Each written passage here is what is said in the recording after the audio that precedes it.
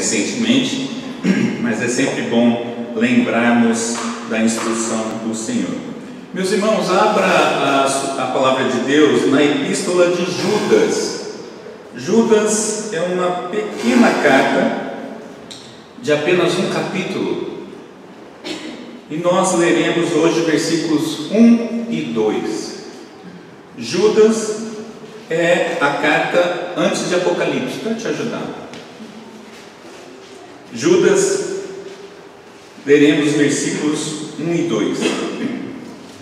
Diz assim a palavra do Senhor: Judas, servo de Jesus Cristo e irmão de Tiago, aos chamados amados em Deus Pai e guardados em Jesus Cristo, a misericórdia, a paz e o amor vos sejam multiplicados. Vamos orar.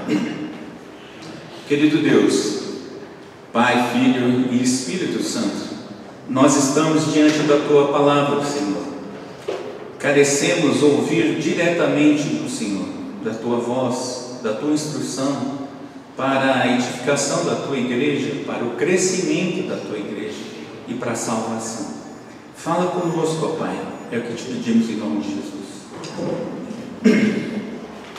Meus irmãos, o que define você? O que te define? É interessante a gente lembrar que os documentos nos definem. Por exemplo, documento de identidade. Lá você tem a sua filiação. Vai tocar? Lá nós temos então a data que nós nascemos, a cidade que nós nascemos, e isso são informações sobre a nossa pessoa. Mas, por exemplo, o jeito de se vestir ou o jeito, o que você gosta de comer também te define. O curso que você faz na faculdade ou um curso técnico, a sua profissão, o seu hobby, todas essas coisas dizem muito sobre você, sobre quem você é. Mas como se pode saber se você é um cristão autêntico? Nesse início da epístola de Judas, nós aprendemos muito sobre a verdadeira identidade de um cristão, e é sobre isso que nós vamos falar nessa noite. Na identidade celestial de um verdadeiro crente consta três coisas: que ele é servo, que ele é alcançado e que ele é abençoado. Nós vamos falar sobre tudo isso nesses dois versículos. Ouça a palavra de Deus então com muita atenção e orando a Deus para que fale conosco. Judas, a carta começa com o nome Judas. Quem é esse Judas? A Bíblia cita pelo menos 5 Judas no Novo Testamento, e eu vou sintetizar dizendo que Judas, pelo que a maioria dos estudiosos ou os nomes relevantes entendem, é que Judas é, obviamente, como ele diz aqui, irmão de Tiago, o grande líder da igreja de Jerusalém. Mas ele também é irmão de Jesus. Mateus 13:35, Marcos 6:3 apontam quem são os irmãos de Jesus. Então Tiago e Judas são dois dos irmãos de Jesus. Mas Judas não cita esse segundo aspecto. Ele não cita que é irmão de Jesus, como Tiago também na sua carta não faz isso. E a gente já aprende aqui então essa lição de humildade, porque embora Judas pudesse se apresentar como irmão do próprio Senhor Jesus, ele prefere se apresentar como servo de Jesus Cristo. E repare que ele não fala apenas Jesus, o nome do seu irmão, mas ele cita Jesus Cristo, o Messias, aquele que foi prometido e veio, não o meu irmão. E isso é fantástico, a gente já começa percebendo o padrão da linguagem de Judas. Agora, vale observar que isso é fruto de uma mudança de vida. Judas foi um daqueles parentes, todos os irmãos e Maria juntos, que acharam que Jesus estava fora de si. Lembra João 7:5, Marcos 3:21, onde os irmãos e Maria vão até uma casa e pedem, fala para Jesus sair daí. E quando ele se conversa, ele fala, não, ele perdeu o juízo, ele não é essa pessoa, não é? Mas aqui não, Judas reconhece nós já percebemos um outro Judas, como percebemos também um outro Pedro, como vindo as cartas de Pedro. Essas pessoas foram de fato alcançadas por Cristo no Pentecoste e aí se tornam então servos fiéis do Senhor. Mas Judas então é o quê? E essa é a primeira característica de um crente. Judas é doulos, palavra grega para escravo. E é importante a gente entender isso, porque no Império Romano calcula-se que existia ali 60 milhões de escravos, segundo alguns estudiosos, era a medida do Império Romano. Mas Judas diz que ele é escravo de Jesus Cristo, e é o que faz o escravo. Quem é o escravo, meus irmãos? Claro que nós não estamos falando aqui da escravatura brasileira, aqui é um tipo de escravidão onde a pessoa era um servo doméstico, não é? Mas esse escravo era aquele que fazia as vontades do seu senhor e fazia de tudo para agradar o seu senhor. Então, outra coisa que é importante lembrar é que o escravo, ele é propriedade do seu senhor, ele não é gente, ele é um objeto. O escravo é aquele que é usado pelo senhor da forma que ele quer. E o texto bíblico mostra que os grandes nomes da palavra de Deus se apresentaram dessa forma. No Antigo Testamento, por exemplo, Abrão, Moisés e Davi se apresentavam como servos de Deus, escravos de Deus. No Novo Testamento, Paulo, Pedro, Tiago, nas suas cartas, também se apresentam como servos de Jesus Cristo. Matthew Henry, ele dizia que é mais honrável ser um servo sincero e útil de Cristo que ser um rei terreno, independente do seu poder e prosperidade. Veja, a noção de um crente é que ele é servo. Essa marca de humildade é fundamental na identificação de um verdadeiro cristão. O verdadeiro cristão é aquele que serve o seu Senhor, que está à disposição do Senhor, faz tudo o que o seu Senhor manda.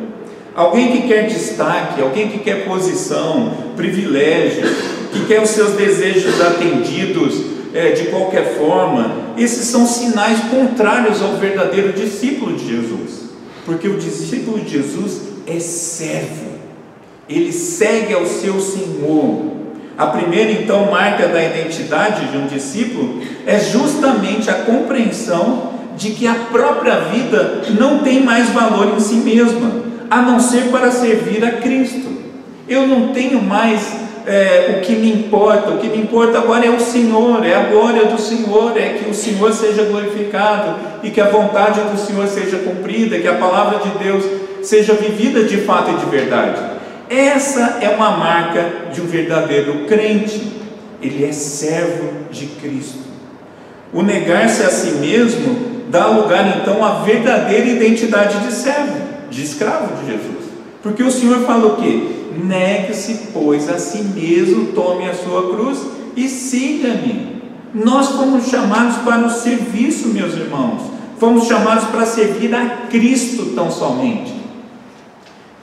O Hernandes Dias Lopes conta uma história de uma escrava que foi comprada na Califórnia na época do ouro, da exploração do ouro naquele país, e um rico cristão viu uma jovem negra sendo comprada, e então ele oferece o maior lance que já se viu por uma escrava. Quando ele ficou a sós com ela, ele foi contar o que tinha acontecido, e essa escrava então cospe na cara, no rosto desse homem. Mas ele não desiste, vai falar com ela, e ele diz: olha, eu paguei um alto preço por você. E aí ela passa a xingar esse homem, a falar coisas horríveis para esse homem, e ele continua e não desiste. Então ele diz para ela o seguinte: eu não paguei um alto preço para você ser minha escrava, eu paguei um alto preço para libertá-la, agora você é livre.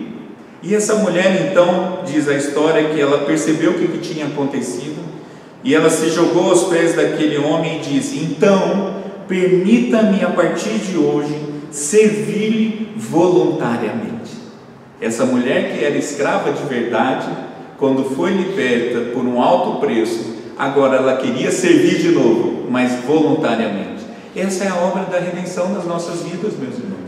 O Senhor te livrou de uma escravidão, a escravidão do pecado, da miséria do pecado, para te trazer para si, para ser servo dele. O detalhe que é ser servo de Jesus é maravilhoso, é muito bom, é prazeroso, é o que nos garante vida, é o que nos garante abundância de vida, é sermos do Senhor, e isso é algo fantástico. E eu te pergunto, meu irmão e minha irmã, como você se vê em relação a Jesus? Pergunte para si mesmo, como você se vê? O que você é de Jesus? Porque para muita gente nos nossos dias, Jesus é um amigo, é uma pessoa qualquer, é o cara lá de cima, como disse aquela senhora, não é? É alguém, um brother, alguma coisa do tipo, menos o Senhor da vida das pessoas. E é interessante porque a gente fala que na oração do Pai Nosso, a gente fala o que? Venha a nós o seu reino, seja feita a sua vontade, assim na terra como nos céus. Quando você está falando para Deus ser o Senhor da sua vida, você está dizendo que eu vou ser o seu servo. O seu escravo e servo não tem vontade própria, meus irmãos. Servo não faz o que bem entende. Servo não sai para onde bem quer, não faz o que dá na vontade. Servo obedece. E essa é a linguagem do Evangelho. O Senhor não esconde isso. Ele nos chama de servo. Porém, nós temos um Senhor justo, santo, amoroso, e aí é totalmente diferente servir ao Senhor. Então a primeira marca, meus irmãos, que nós vemos da identidade de um crente é que ele é servo. A segunda marca de uma identidade cristã é que nós fomos alcançados. Veja, os destinatários dessa carta são provavelmente os destinatários da segunda carta de Pedro, talvez até da primeira também. Não dá para precisar, porque Judas não trouxe mais informações, mas uma coisa é clara: eles são israelitas cristãos, gente que conhece muito bem o Antigo Testamento. Nós vamos ver isso nos outros sermões, porque Judas cita várias coisas do Antigo Testamento e da literatura judaica apócrifa, e esses homens conhecem bem. Então veja, Judas não está falando com quem não conhece a palavra de Deus. Agora, mais do que israelitas cristãos, eles são o povo de Deus. Mais do que uma posição temporal, geográfica, há uma referência espiritual que Judas vai trabalhar nesse momento. Esse povo, segundo Judas, é chamado por Deus. Repare nessas três expressões. Judas usa muitas três expressões. Eles são chamados por Deus, amados de Deus e guardados em Jesus Cristo. E nós vemos aqui, meus irmãos, pelo menos três doutrinas da graça. Aqueles que Deus conhece de antemão, os ama e os mantém em eterna segurança. Ou seja, eleição incondicional, vocação eficaz e perseverança dos santos. São conceitos. É obviamente que tudo isso não está numa palavra apenas, não é uma questão de tradução, mas é um conceito que está por trás dessa expressão. Ou seja, são as três disciplinas ou três doutrinas que mostram que a obra é exclusivamente de Deus. Deus é que alcança o seu povo. Nós vamos ver isso detalhadamente. Veja, em primeiro lugar, eles foram chamados. Você se lembra dos sermões dos 10 mandamentos? Especialmente do sermão introdutório. E aliás, pela bendita providência de Deus, lemos aqui hoje. Se você não ouviu o sermão, você leu aqui hoje. Santa providência de Deus. Porque na introdução dos 10 mandamentos, nós temos a expressão que nos explica a própria obra da salvação de maneira resumida. Nós estávamos cativos na terra da escravidão e Deus tirou o seu povo e levou para a terra prometida. Essa é a história da salvação resumida. Agora, num contexto humanamente impossível. Era impossível para o povo hebreu fugir dos egípcios. É mais ou menos como alguém quisesse, hoje o país quisesse fugir dos Estados Unidos da América. O poder bélico dos egípcios, o poder destrutivo deles era tão grande que era impossível para o homem fugir dos egípcios. Mas por isso mesmo é que Deus usa esse povo para demonstrar que a obra foi totalmente dele. Ali fica claro que o povo de Deus foi tirado. Essa é a expressão.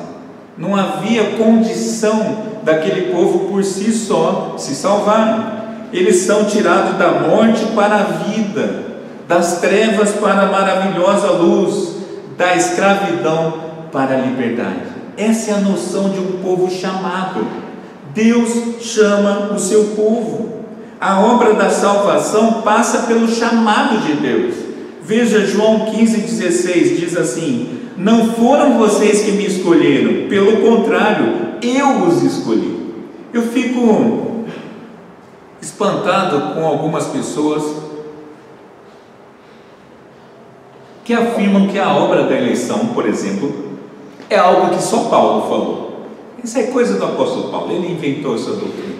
Mas esse texto que nós lemos de João 15, meus irmãos, é o Senhor Jesus falando: eu os escolhi. João 10, 27, na parábola do bom pastor, o Senhor Jesus diz o que? As ovelhas ouvem a voz de Jesus, o bom pastor, e o seguem.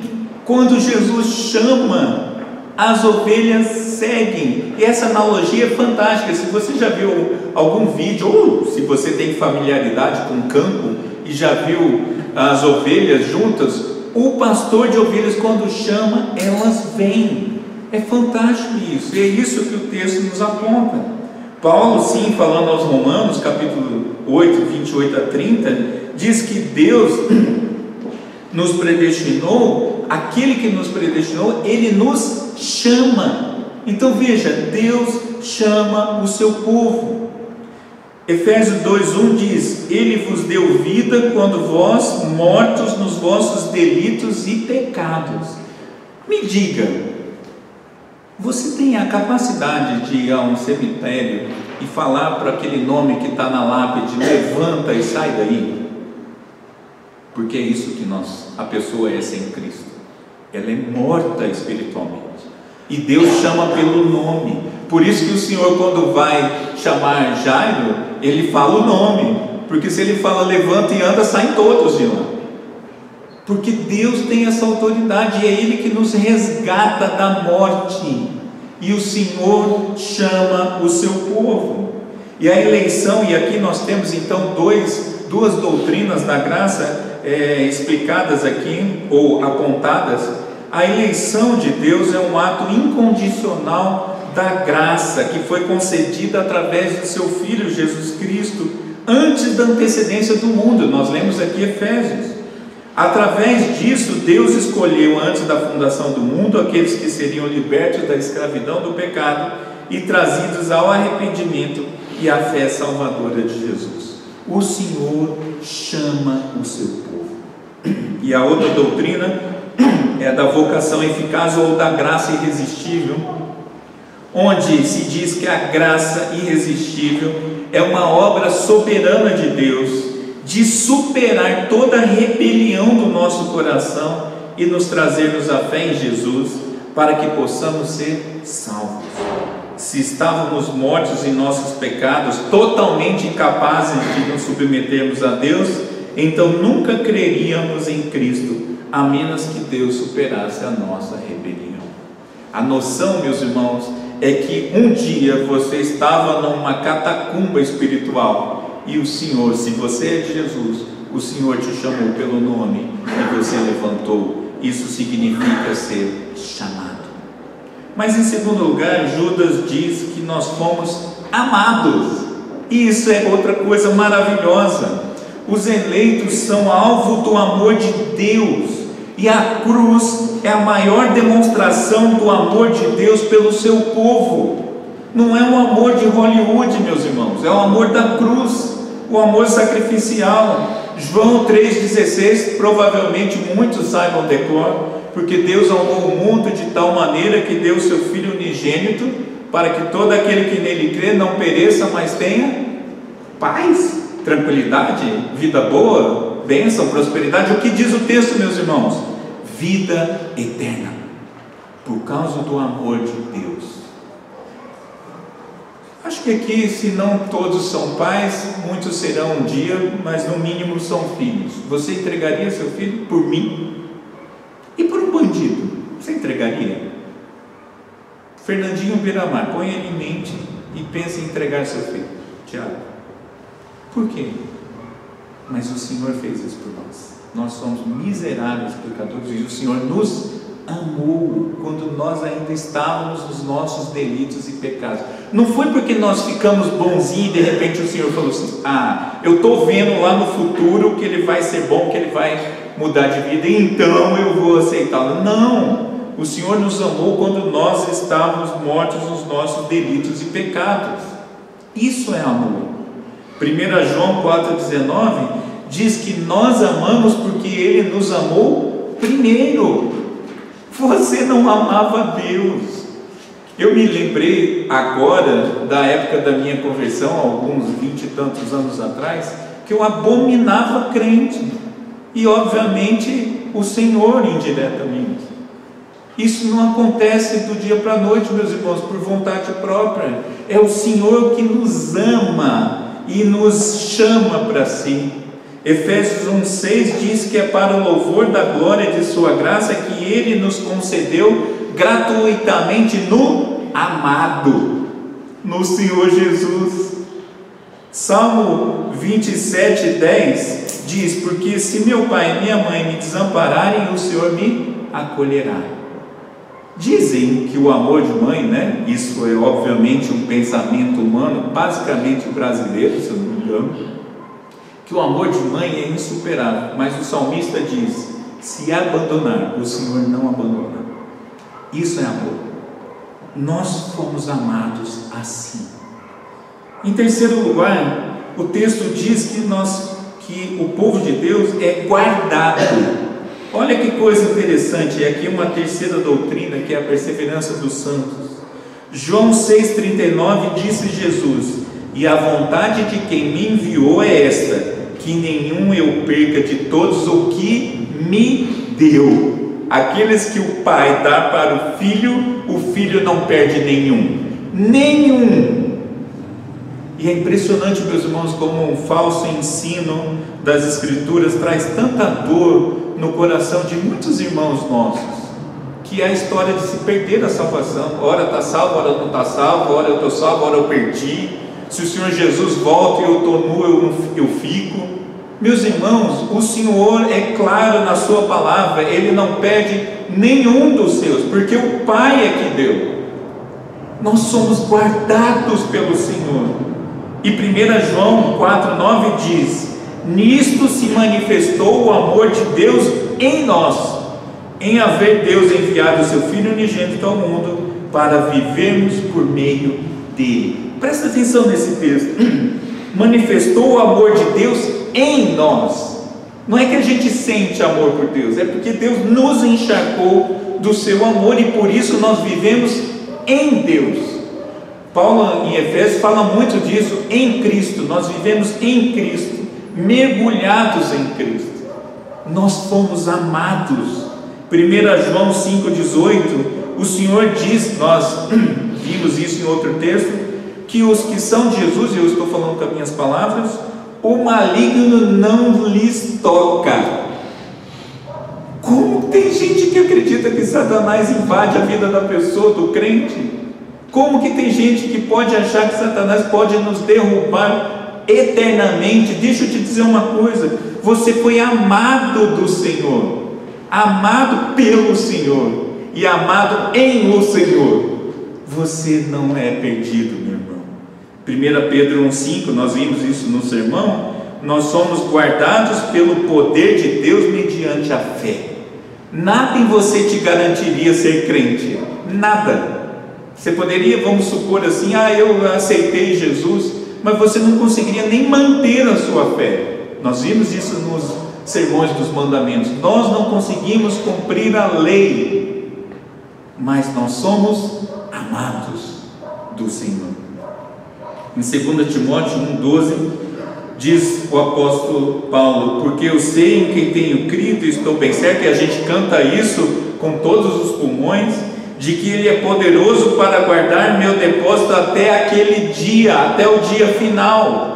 É o Senhor que te guarda, meu irmão. É o Senhor que cuida de você, porque nós somos guardados do Senhor. Essa é a doutrina da perseverança dos santos, é a doutrina que afirma que os eleitos continuarão no caminho da salvação, porque é o poder de Deus que os salvou, é o poder de Deus que os guarda, e é o poder de Deus que santificará até o dia final. Só o Senhor faz isso, é uma obra do Senhor, do nosso Deus trino.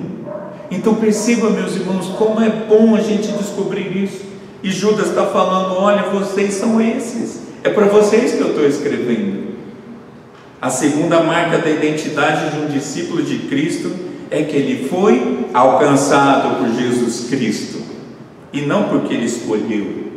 O Declan Rice diz: não fui eu quem aceitou Jesus, foi Jesus que me aceitou com todos os meus defeitos, pecados e imperfeições. Essa noção de que você tem que aceitar a Jesus, ela é perigosíssima, porque você não aceita Jesus de forma alguma. A sua natureza é caída, e é o Senhor então que nos alcança. E é claro, quando Ele nos regenera com o Espírito Santo, aí sim nossos olhos se abrem, e o que a gente diz? Senhor, eu sou teu. Claro, a gente diz isso, mas depois da obra do Senhor. Isaías, que é um texto que eu gosto muito, Isaías 6, quando ele se depara com a glória de Deus, a primeira coisa que ele diz é o quê? Ai de mim.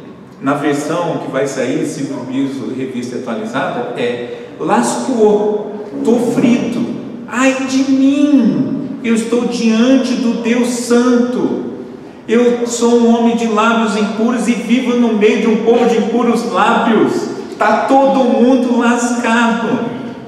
Mas o Senhor vem, toca na boca de Isaías, e agora a primeira coisa que ele diz é o que? Eis-me aqui, envia-me a mim. Percebe, meus irmãos?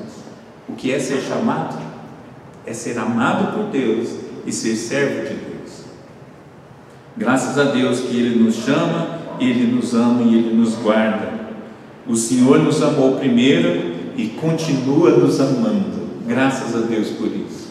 Diferente de muitos que por aí, que até se separam, dizem: não, nosso amor acabou e nós separamos, mesmo tendo feito juras de amor no altar. Mas Deus não deixa de nos amar.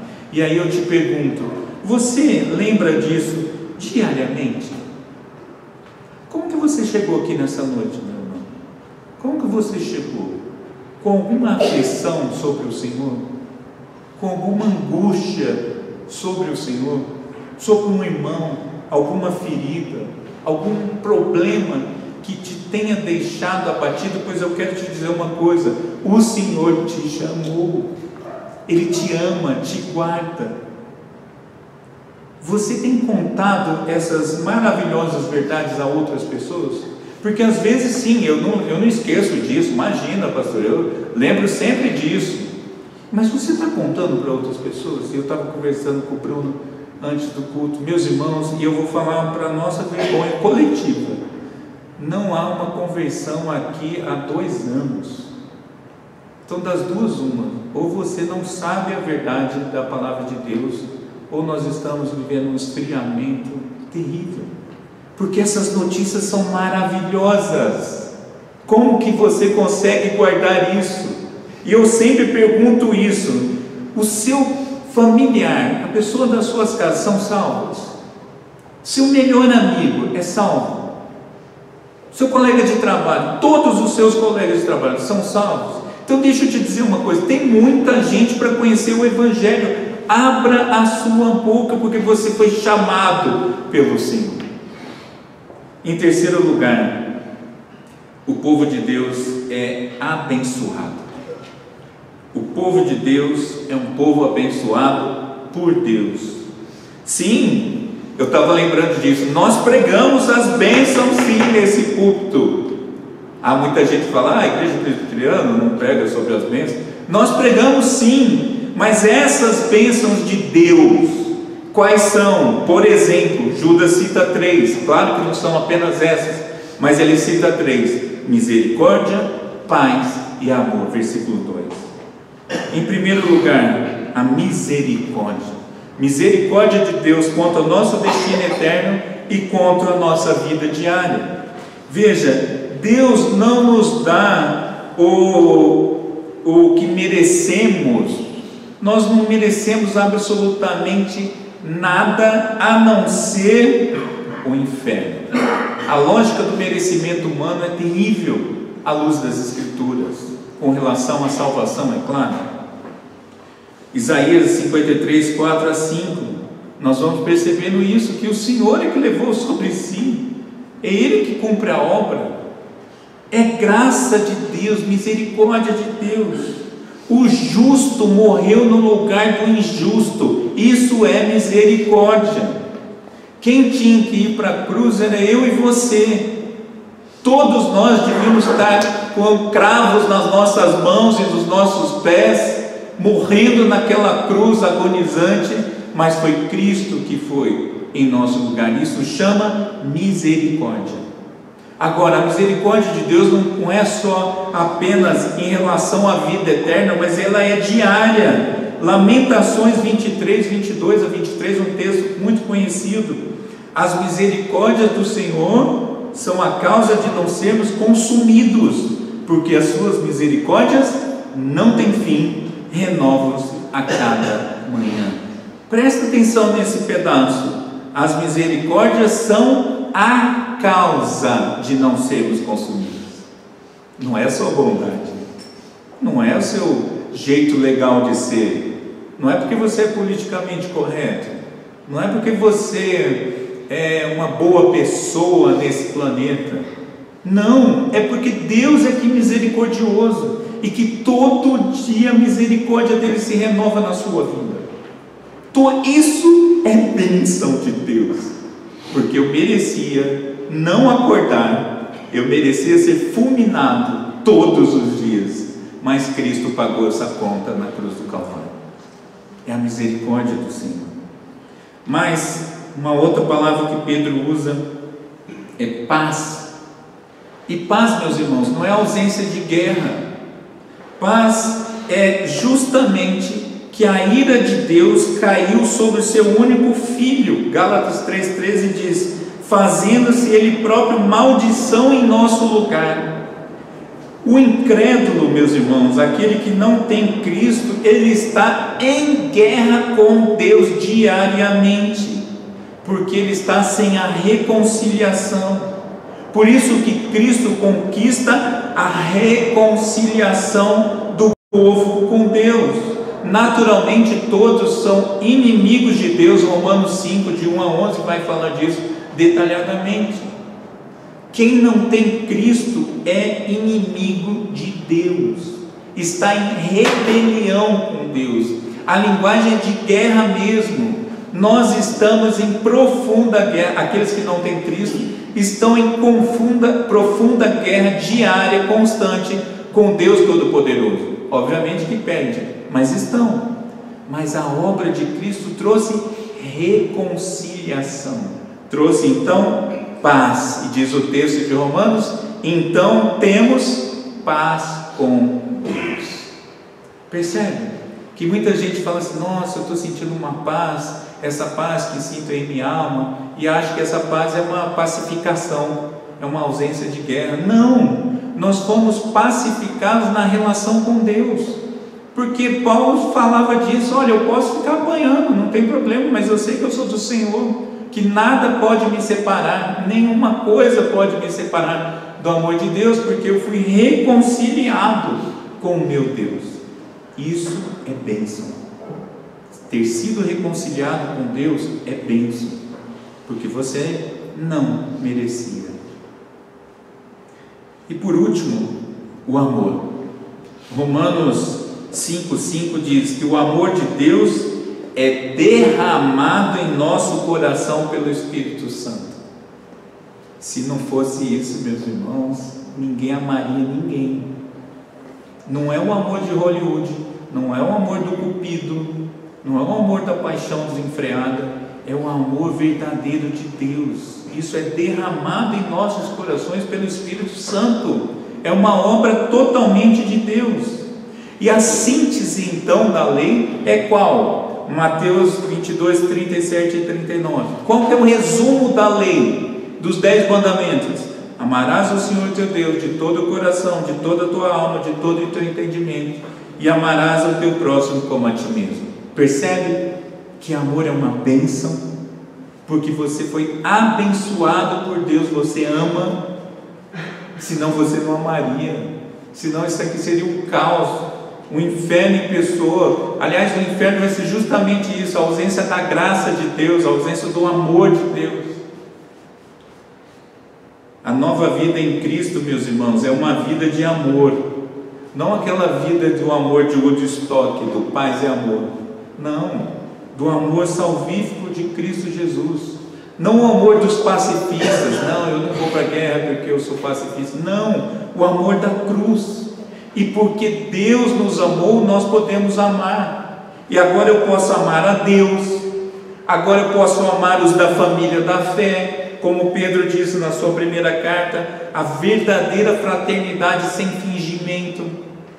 Eu tenho falado isso nos últimos dias, no período de julho, que nós não estamos tendo atividade às quartas-feiras, e eu tenho dito o quê? Use a quarta-feira para chamar um irmão para sair, para tomar um café, para jantar. Isso é exercitar o amor, a fraternidade. Deixa eu te dizer, você automaticamente não vai fazer isso, porque nós precisamos nos empenhar em viver a nossa salvação e a nossa santificação.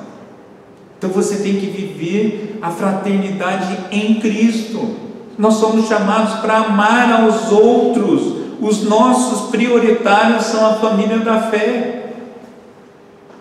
Como está a sua agenda de amor? Mas nós somos chamados também para amar o próximo, qualquer um que estiver perto de mim. Isso é a caridade. Aquele que tem qualquer necessidade que esteja ao meu alcance, ele tem que ser alvo do meu amor, porque Deus teve misericórdia de mim e de você. Mas ainda, meus irmãos, não acaba aí. Nós amamos ainda os inimigos. Pensa que é fácil ser crente? Não, nós amamos os inimigos. Sabe o que é isso, meus irmãos? Misericórdia. Pregar o Evangelho é a melhor demonstração de amor ao inimigo. Porque, sabe, nós acabamos de ouvir isso, eu acabei de dizer, nós éramos inimigos de Deus, e é por causa do amor que nós fomos, de Deus é que fomos alcançados. Então, exerça o amor ao inimigo pregando o Evangelho. Ninguém está falando para você apanhar dos outros, não é isso, é para você exercer. Você ora pelo seu chefe que você não gosta, você ora por aquele vizinho terrível que faz barulho em cima de casa, estou lembrando de mim. Você ora por aquelas pessoas que te perseguem. Você ora, meus irmãos, porque é amar isso, é o que nós fomos chamados. E Judas está falando que isso é uma bênção. Amar. Judas ora, inclusive, para que tudo isso seja multiplicado nas vidas do irmão. Final do versículo 2.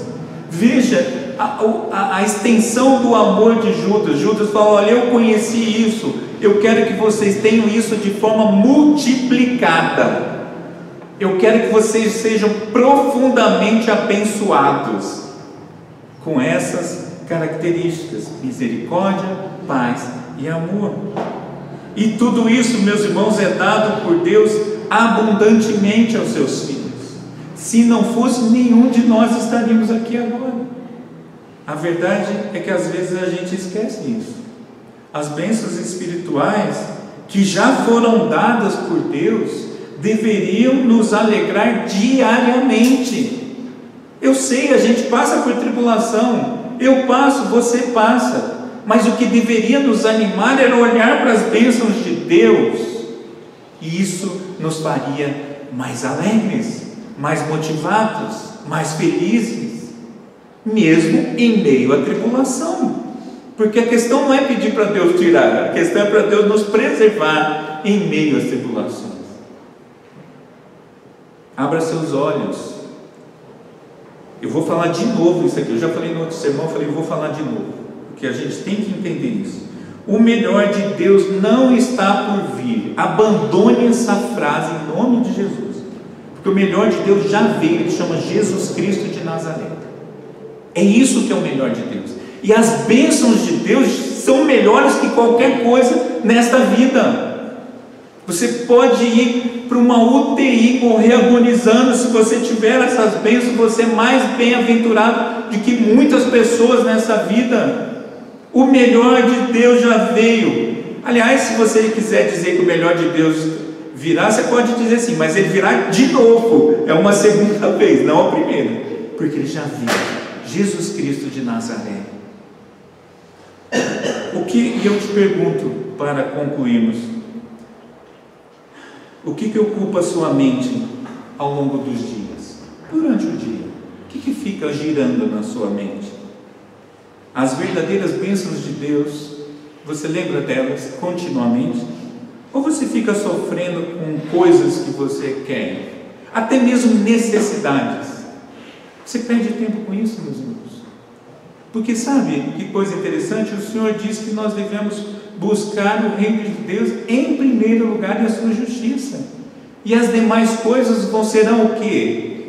Talvez eu te dê, se você for um bom garoto eu te dou no Natal. O que diz o texto? As demais coisas vos serão acrescentadas. Deus cuida das suas necessidades. Mais uma vez, uma obra exclusiva de Deus. Deus cuida das suas necessidades. Então abra sim os seus olhos para a verdadeira bênção de Deus. Pastor, então você não quer uma casa boa? Sim, se o Senhor quiser, eu quero, claro que eu quero. Não quer um carro melhor? Claro que eu quero, o meu quebrou hoje inclusive, claro que eu quero, mas isso não me leva para a glória. Mas ser chamado por Deus, sim, ser amado por Deus, sim, experimentar das bênçãos de Deus é o que me sustenta nessa vida. E eu termino, meus irmãos, dizendo que na identidade celestial de um verdadeiro crente constam três coisas: que ele é servo, que ele é alcançado e que ele é abençoado. Essa é a sua identidade? Vamos lá. Querido Deus, nós te louvamos, ó Pai, pela tua palavra, e te agradecemos pela obra de Cristo Jesus na cruz do Calvário. E te louvamos e te bendizemos por inúmeras bênçãos recebidas do Senhor, bênçãos que são dadas nas regiões celestiais, como diz a tua palavra. Obrigado por isso, porque nós somos alvos do amor do Senhor. Pai, nos dá um coração mais grato, um coração mais aberto para perceber essas verdades da tua palavra. Tranquiliza o nosso coração, livra-nos, ó Pai, da ansiedade que muitos sofrem com isso.